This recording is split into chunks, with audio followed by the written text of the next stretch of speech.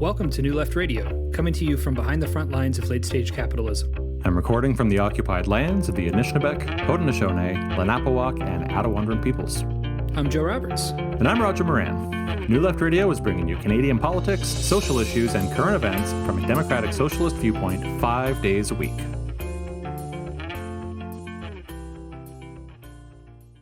We're joined today by Cory Johnston.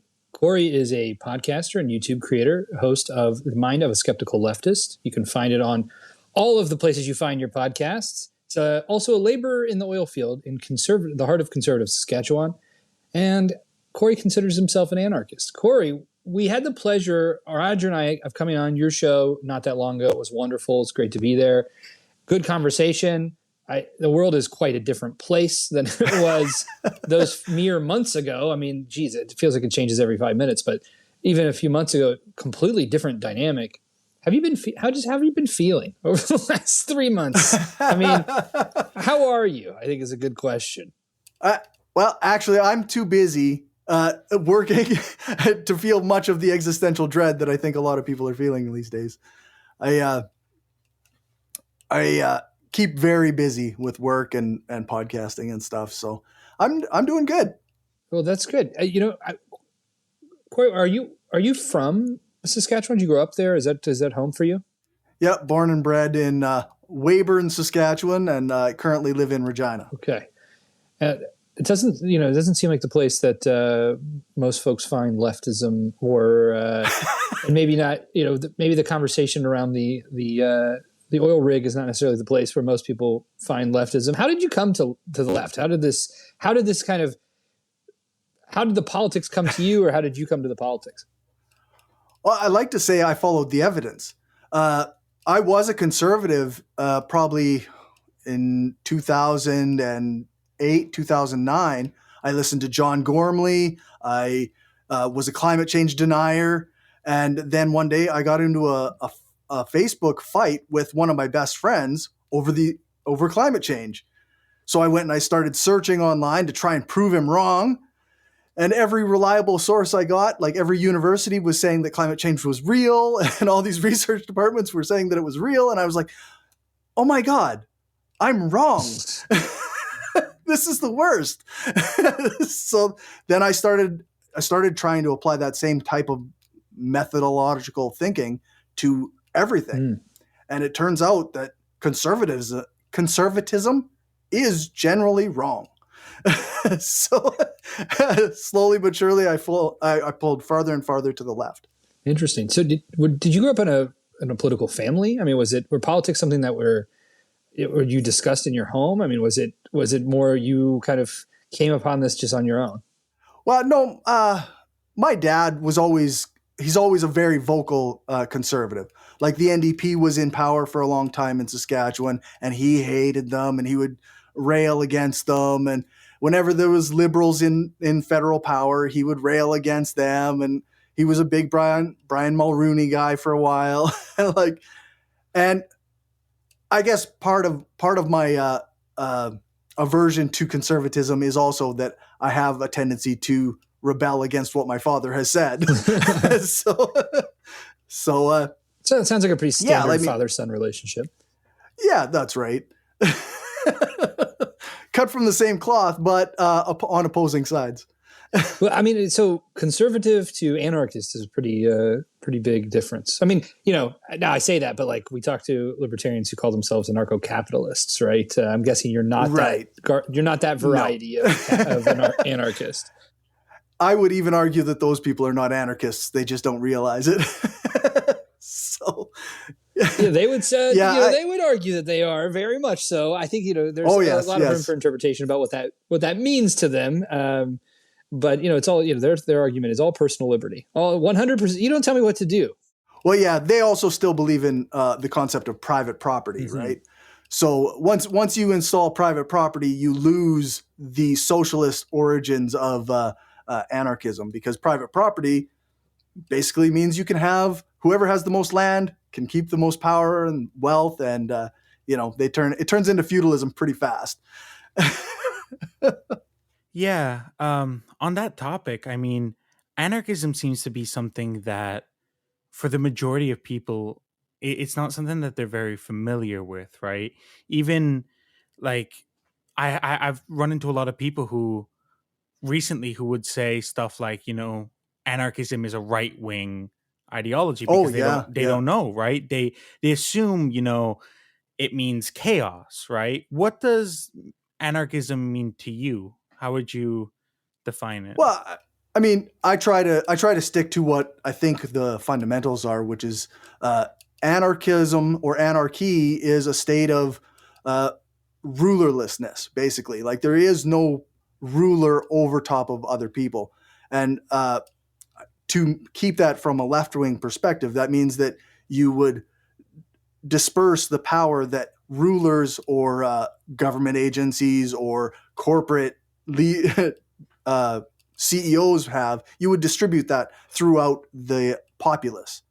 And why do you think it's so unfamiliar for so many people? Is it just that, I myself, I also would identify as an anarchist, and do you think it's just maybe that we're not doing a very good job at communicating our beliefs? Or Well, there is some of that. You definitely. I mean, there's a lot of history behind that, right? Like the term anarchy has been turned into a word that means chaos. The identity of an anarchist as a bomb thrower has been throughout, the decades. That's been the picture that people take. Even in current discourse, like I got some conservatives who don't like me very much made fun of me as an anarchist because they said, "Oh, look at those puny arms! You can barely even break a window." Like, because that's the idea that people have of anarchists. But we don't do ourselves any favors, because I recently was arguing with fellow anarchists about how, creating comrades of other tendencies. And like I'm getting drummed out of online Twitter anarchism because I have comrades of other tendencies. So we don't do ourselves any favors. Well, that push goes the other way too, right? Like, I've heard a lot of socialists, like traditional, classical, orthodox Marxists say, well, anarchy is not real. It's not a real movement. It has no real ideology. It's, it falls into nothingness. There's no coherence to it. I mean, we hear it's the same garbage that all leftists say to each other, right? Which is that I am right and Yeah, every other right. tendency is wrong. Every other variety of belief that's slightly different than mine can't be possibly right. Yeah, for sure. It's the well, I mean, I've heard lots of people say that like anarchists are reactionaries. Like I don't want to say that everybody needs to read philosophy or theory to get what a person's tendency is, but you should maybe at least read the wiki page. Yeah, I think it's a little, it's interesting to me. I think like when you think about anarchists, I mean, obviously there are good anarchists in history, but the anarchists, I mean, who comes to mind is the Black Hand, right? That's like the only thing I think most people really know. It's the only thing you learn about in school about anarchism, right? Is that it started World War I. And then never again is it ever discussed, like never is it even discussed. What is anarchism? What does it mean? It's just, there was an anarchist that killed the Archduke Ferdinand and started World War I. That's it. That's all you know. Right. Yeah. No analysis of the reasons that happened. Well, and I mean, I don't know if one needs that necessarily, but yeah, anarchy is like, I just view it as nobody should rule over another person ultimately, and that includes like you have to include a systemic analysis of things, right? Like because the current systems, like we view democracy as like this thing that we've done that is good, and nobody actually rules over us. We have elected officials who represent us. But when you look at who actually gets to those positions of being elected, often it's not like people who represent the majority of Canadians in this case, or Americans, or what have you. Like, I find that often the power stays in a certain number of hands, so that our systems aren't really as democratic as we believe them to be. Yeah, absolutely. We were actually just having that conversation, me and Joe, earlier today about exactly that, about the state of democracy and how Canada is not quite the democratic country that we think it is. And one thing that we touched on when we were talking about that was that a lot of people will focus on democracy specifically in the context of government, but then the workplace itself is a totalitarian structure in how it functions today, and how anarchism provides an alternative way to view how to organize your workplace in a way that I believe is more democratic and more just, and that anarchism brings those criticisms beyond what is maybe more common in the political discourse. Yeah, I think that's right. I think, and to bring it back to anarcho-capitalists, that's part of why I don't think they're actually anarchists, because they're in favor of the totalitarian workplace. They don't care about hierarchy there. And I mean, if we want to broaden it out, like I just was saying the other day, like corporations, multinational corporations, these are like entities, like states in and of themselves that now have this dominion over other states that expands beyond borders. So if you're going to be a pro-capitalist anarchist that says no limits on any of these corporations, like you're really just enforcing the worst type of totalitarianism. You're just replacing the state with a different entity that fills the same role. With a boss. Yeah, it's just it's that's right. The corporate state instead of the state registered trademark instead of the state government, right? Right.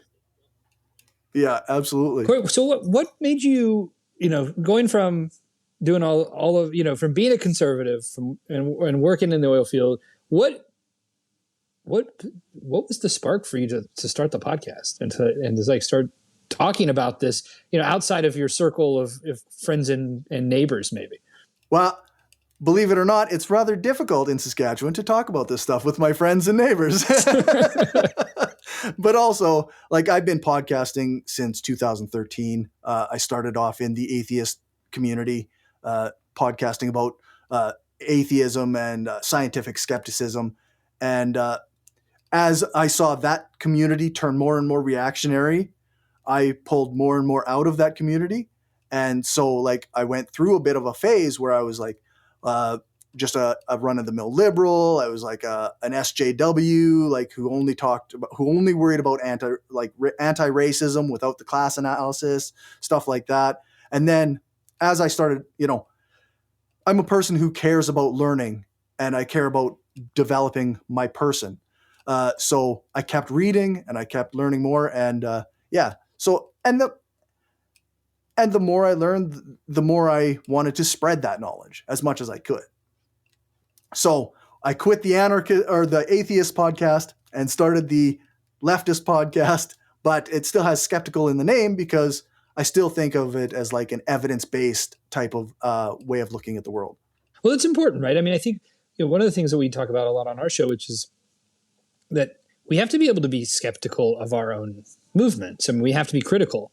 If we are, if we do not critique ourselves, and if we're not open to critique, and we're not able to defend our positions from critique, then we're not really doing what we think we're doing. I mean, we're just, it's like a social club. It's not moving anything forward in any meaningful way. Yeah, that's right. And I think that on some level, a lot of leftists get that, but often they get entrenched in various ways, right? But I mean, I've read some Mao, and that was one of the major things that came out of that Maoist reading was the desire for self-criticism of our movement, of ourselves, so that we can constantly be doing the best work we can be doing. So, I mean, obviously we've mentioned that being a socialist or an anarchist, just being on the left in Saskatchewan is a difficult thing. Why do you think it is that the left has traditionally, or even not even traditionally right now, why is it that we struggle so much outside of urban centers, outside of, big metropolises? Why is it that we're not connecting with people that it really seems that our kind of ideology would help? Well, I think we saw some of this with this convoy stuff the last few weeks. I saw a lot of people online, and I'm not pro convoy. I was not pro convoy. I just want to make sure that's clear. But there was a lot of people who were saying, like, these are not workers. They're owners, they're bosses. But a lot of these, like, owner operators of a truck, those guys are contractors. They work for a company. They just own their truck. That's their livelihood. They're $250,000 in debt, but or farmers. Like, farmers are a big part of rural Saskatchewan, and they've been left behind by a lot of the left because, well, they own land and they own equipment, and they're viewed as, capitalists. But they also have workers, and they are also in debt to the bank. And there's a lot of inroads there that we could actually take if we really just gave them that acknowledgement that they're working class too. Make farmers socialist again. Yeah, that's right. Yeah, but I think it's interesting is I'm on the executive of the PEINDP, and we're not Ontario, we're not even Saskatchewan. I mean, we're a pretty small right. operation here. We've had one MLA in the history of the party, and I think we get a couple percentage points of the vote. It's the Greens are the real, actually they're the official opposition here. So have taken kind of a lot of the movement away. And we're talking about how do we rebuild that? How do we get that excitement back? And one of the things that comes up when we talk, even with like NDP organizers is from the federal parties, well, we haven't really quite cracked the rural vote, right? We haven't figured that out. And I'm like, but aren't our roots the rural vote? Like, isn't that where we come from, right? I mean, Saskatchewan is the birthplace of the CCF. It was like, and it was farmers who were the ones supporting the CCF. I mean, this is where the movement came from, and it seems like we've completely lost that. Like we've moved from being what was mostly a rural movement into like an urban elitist movement, which is like the opposite of its origins. It's so strange. How does that perceived in Saskatchewan? I mean, I know the NDP in Saskatchewan has not had the last couple of elections have been very tough. And I mean, the last by-election was a disaster. So how is that perceived in Saskatchewan? Do you think that people look at the NDP and say, this is an elitist party? Or is it that it's just like caught up in this kind of anti-leftism of conservatism? Well, I think I blame John Gormley.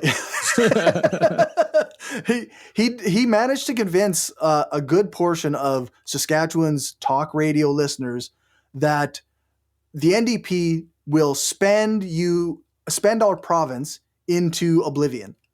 Like, we had Grant Devine who spent and developed this huge debt in Saskatchewan. And the NDP came in with austerity and cuts, and they removed hospitals, and they took money out of schools. And so that built a resentment towards the NDP, especially in rural towns where those hospitals had to be closed because there wasn't money to fund them. And then we had the Sask party come in and promise a change. We would change Saskatchewan into a have province instead of a have not province. And they built up this caricature of the NDP as they're spending all your money, but also you're not getting anything out of it. So we were in debt, and like, I don't want to pretend that I have the perfect solution. And when you analyze the past, like, you can say, well, maybe austerity wasn't the way to solve the debt that Grant Devine caused, but also you can see like the through line of where that came from. Like, but the way things are now, like, it's so much the anti-left, but also if you propose someone that the NDP is going to have a good plan for Saskatchewan, they will just say, well, how are we going to pay for it? That's always the line. How are we going to pay for it? I don't want my children to have to pay for social programs that are benefiting lazy, entitled people now. And I mean, it's been a long time building this kind of resentment towards the poor, resentment towards non-landowning people, resentment towards anyone who tries to do anything socially progressive. And Saskatchewan takes a page out of Alberta's book and a page out of North Dakota's book for that same type of mentality. That idea is so completely frustrating to me, right? Because when I look at it, it's not how are we going to pay for it, it's how can we afford not to, right? When oftentimes the consequences of inaction are so much greater, right? And Yeah. you know, you have the shirt on right now, climate change is real. And that's Yeah. a perfect example of that, right? Is that the inactions of climate change, that bill is going to come due. And that bill is going to be so much larger than what serious climate action could look like. And I believe that taking that kind of action would be good for Alberta, for rural Canada in general. Because right now the oil sector is no longer creating the jobs that it once was. It's so much smaller. It's benefiting so fewer people.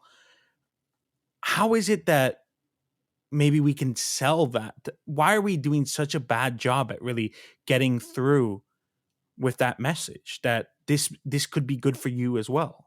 Well, I mean, I hate to quote Al Gore, right? But he did say it well when he said like that people aren't going to vote for things that they perceive as harming them. Like when something, your paycheck or whatever, when your paycheck comes from somewhere, you can't convince somebody that it's bad. So the oil field has been a boon to Saskatchewan for roughly 10 years. Even when there was a downturn, everybody held out hope that it was going to be like this. It was going to come back. It's going to come back.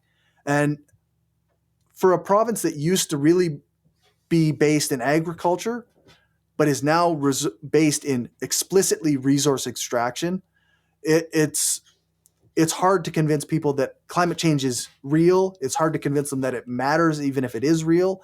And it's hard to convince them that shutting down oil or doing less with oil is the answer, even if it's real and it matters. So we have all these steps that we have to fight against, right? Do you have these conversations on the job? Very little.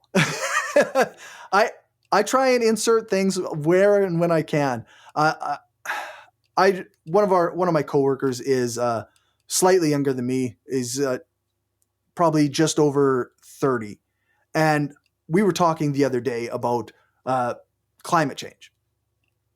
And he's like, well, I don't think we're actually doing anything to the climate. And of course, it's cold, and the winter has been very long.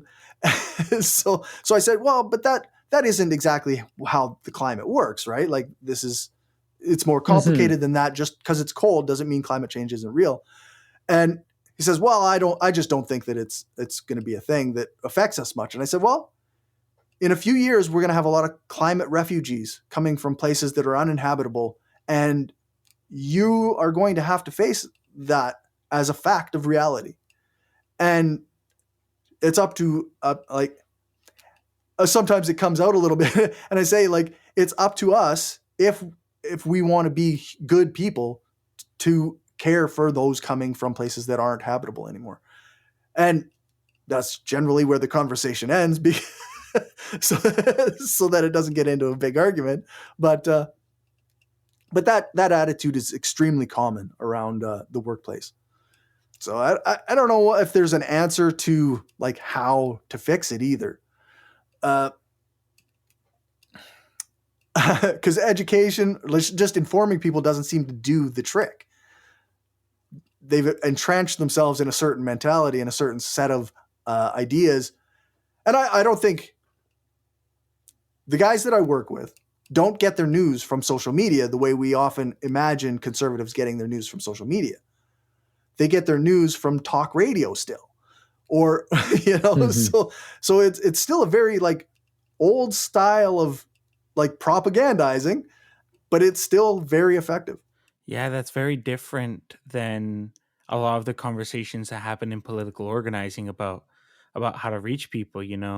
A lot of young people always talk about how you have to modernize things. You have to be on TikTok. You have to be on all the social medias. But I have never heard even once anyone in political organizing say, what we need to do is focus on talk radio. That is honestly, like, to me, that's surprising and almost like, damn, like we should be thinking about that. Yeah, for sure. Like, I think about that a lot. You think about, this is a bit afar from Saskatchewan, but you think about the rise of the right in the United States. It came up through talk radio. Before it was ever Fox News, it was radio stations feeding people their far-right, anti-communist Christian propaganda. And you like, I think of podcasts as something similar, but when I talk to guys at work, the only podcast they listen to is Joe Rogan. So unless we have access like Joe Rogan, podcasts aren't going to do it. We need a radio station or something. Like, it's interesting, like there is no lefty talk radio. It doesn't exist. And the few times it's been tried, it's failed. Like, yes, that's right. The audience just isn't quite there for it in the same way. People don't dig in for 4 hours of talk radio and want to talk about justice, I guess. They want to be mad, right? They want to get angry. Yeah, of course. It's anger. Anger is exciting. Well, I think there's, we've been talking a lot about like the rise of fascism and what creates the conditions, and it's the culture of grievance, right? Like, you are aggrieved. You have to be aggrieved and to be angry. And then you have to have that victim status to be aggrieved. And when you're a white male, there's not a lot to be aggrieved about in the same way, right? So like, it's a different kind of grievance culture that you have to create. You have to create the conditions for grievance. And that's, talk radio is great. Well, and that's where you get like a lot of those conspiracies, because like you say, there is no grievance really. So they have to make them up. And once you make something up, well, I mean, there's no end to how far you can take it. Like Alex Jones talking about the vaccine is made to kill a certain percentage of the population so that, it's just nonsense with no basis in reality. But there's a significant number of people who believe that shit. Absolutely. Cory, I want to switch gears just a little bit and just ask you a little bit about your show. And so what's your favorite episode you've ever done? My favorite episodes are ones where I can say that they are talking about Saskatchewan stuff. They're not the biggest downloads. They're not the most popular by any stretch, but they're the ones that I feel are more close to my own environment, and they are where I think actually can do some good if somebody who might not normally hear them does hear them. So actually, I just, not that long ago, I did an interview with Vibia Natana from the Black in Sask group.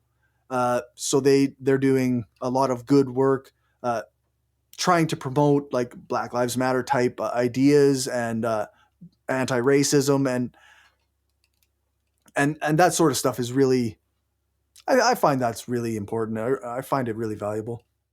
When someone tunes into your show, what do you want? Like, what would you hope that they walk away with? I mean, what do you want them to hear? I want them to hear like that you can be a positive person and be on the left. I don't want to. Wait, you mean we're not just a bunch of like mouth foaming lunatics? Is that what you're saying? Yeah. Like I did a video once, like it was just me ranting just before the U.S. Election about how the New York Times did a podcast on Antifa, people believing that Antifa was literally going to come to their house if Joe Biden was elected. And it's important to me that people know that that's not true. like I'm an anarchist who doesn't believe in private property, but you know what I'm not going to do if if there was actually anarchist power, is that we wouldn't take your stuff. We're not coming to your house and taking your living, like nobody wants to steal from you individually. We want to uplift you. We want you to feel better, to have a better life, the life that we all deserve. So I guess that's what I want people to take away from it. That's so important, because I feel like so much of the problems in political discourse of today is just misunderstanding of each other, right? And I'd say that as much as the left, the way that we are portrayed by the right is often a caricature, I think equally so we're guilty of that very same thing, where of not quite understanding, of having like that bit of that boogeyman mentality about people we don't understand on the right. We don't understand why they feel the way they do, or where they're coming from, or what their lived reality is. And I think that's where a lot of the tension right now is. And honestly, as much as I can sit here and say that, I don't know how to ever go about fixing that, right? It's not easy to fix. I don't have any answers myself. Yeah, I mean, we try on New Left Radio, right, to bring people who don't necessarily agree with us and have those conversations so that we can be exposed to each other. But I just feel like that is what needs to be prioritized more in politics, is understanding each other and building community. And I think one of the biggest problems in Canada in our politics is that Canada as a country lacks a sense of community. I feel like people right now, I mean, the statistics show that people have less friends than ever before. Right. People don't know their neighbors as much. People are very isolated and alone. And I think that is fundamentally harming our politics and us as people. Yep, for sure. I think like that's to get into the terminology, right? Like that's that neoliberal individualism that's itemized everything and monetized everything. And it's made us all, we're sitting in our basements on our computers, arguing on the internet day after day, instead of actually hanging out with people and seeing what other people are like. Yeah, well, I think there's also something about, we're in these echo chambers of our own creation, right? I mean, I'm sure everybody's seen like the studies where they show like what kind of content you see on social media based on your political beliefs, and like they're basically two completely different worlds, right? Yep. And so I think we create these echo chambers. The problem is like not that we are in them necessarily, but that we come to believe that that is everyone's reality. Right. And that's not everybody's reality. That everyone's reality is very different, and the way they perceive this stuff is very different, and the way that they synthesize it and provide an analysis out of it is different, right? So essentially, when we do this episodes on Thursday, we do Counterpoint, where we bring on we try to bring on both sides kind of conversation, and we find, at least I've found through that process, that the analysis of the problem, the identification of the problem is the same, right? We find everybody recognizes, whether right or left, that, corporate power is a problem. Yep. That the corporate welfare is an even bigger problem. Like we all recognize that.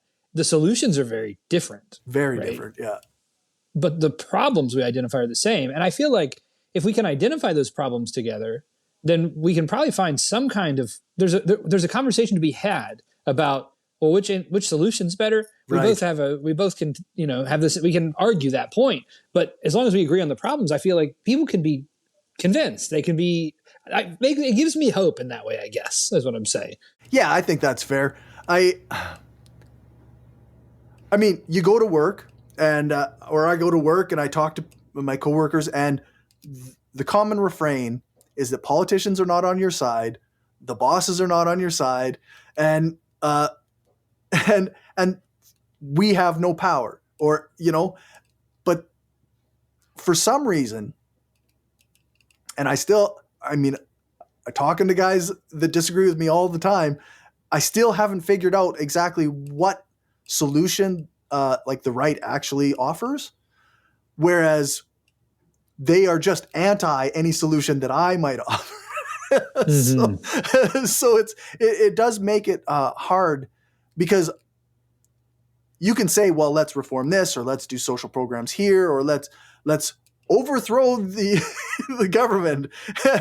But if they truly wanted to overthrow the government, then they would be of a different mindset. Like, they wouldn't go to Ottawa and party in the streets and build put up bouncy castles, right? Like, this would be a whole different endeavor if they literally were into a revolution. But really what they want is, they want the status quo, but they want that to be good for them. They want the riches that they were promised when they were young and saw it on movies.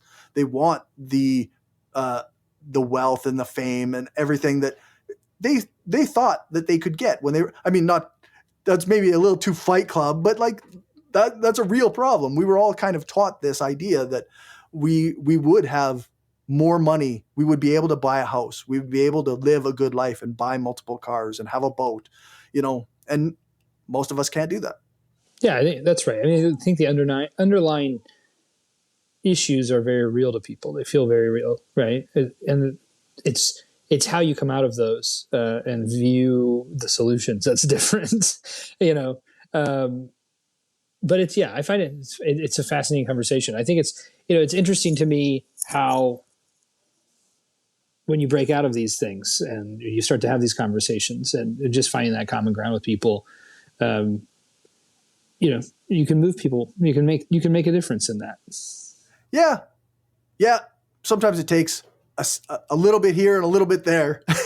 Yeah. Sometimes it's not possible. I mean, that's also true. But it's possible enough, I think, is the answer there. Yeah. I mean, I don't ever. I mean, part of why I'm an anarchist is because I believe in people.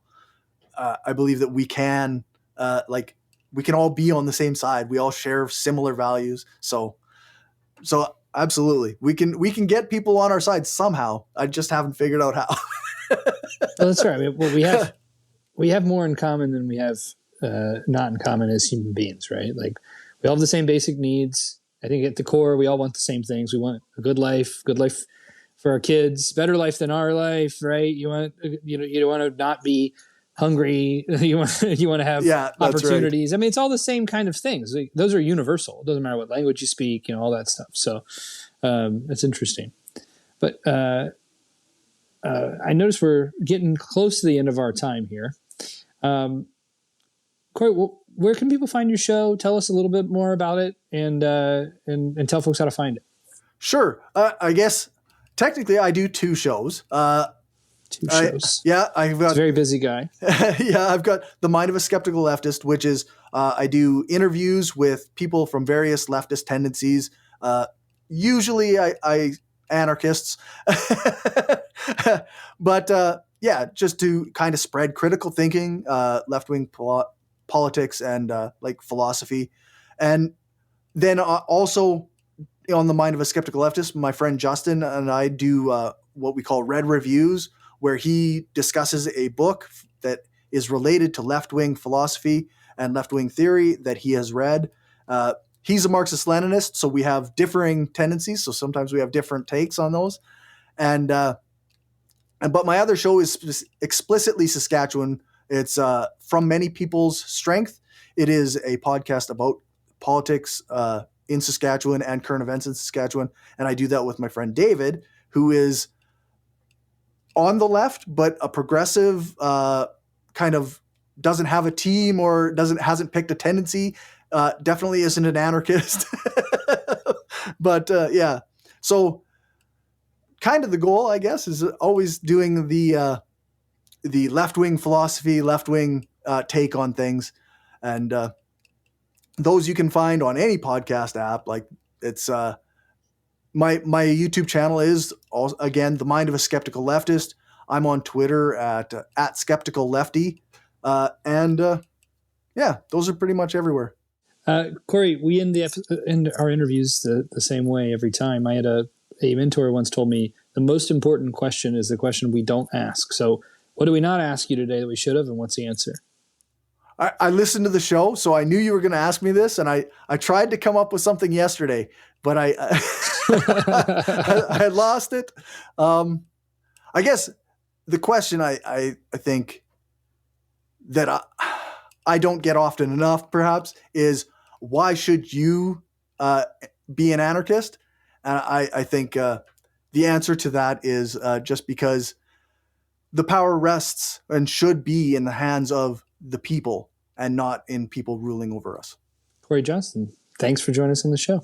You bet. Thanks for having me.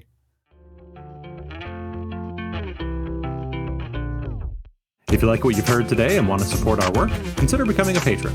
Visit patreon.com/newleftradio to sign up today. You can find us on Twitter, Facebook, YouTube, and by visiting newleft.ca. A big thanks to our producer, Santiago Hello Quintero, our partners, and to all of you for listening. New Left Radio is a project of New Left Media, Inc., an independent, employee-owned company.